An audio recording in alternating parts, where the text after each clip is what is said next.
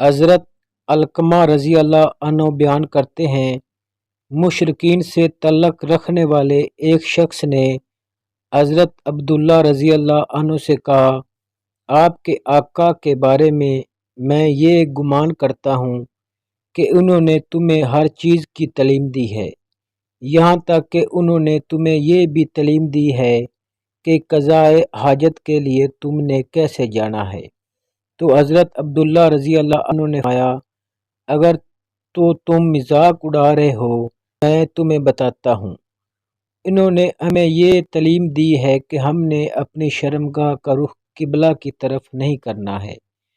راوی بیان کرتے ہیں، میرا خیال ہے انہوں نے یہ بھی کہا تھا، اور ہم نے اپنے دائیں ہاتھ سے استنجا نہیں کرنا ہے، اور ہم نے مینگنی کے ذریعے استنجا نہیں کرنا ہے، اور ہم نے ہڈی کے ذریعے استنجا نہیں کرنا ہے،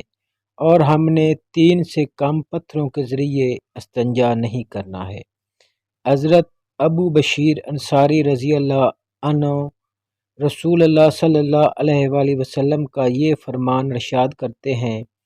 جب اللہ تعالیٰ کسی بندے کو رسوا کرنے کا ارادہ کرے تو اس کے مال کی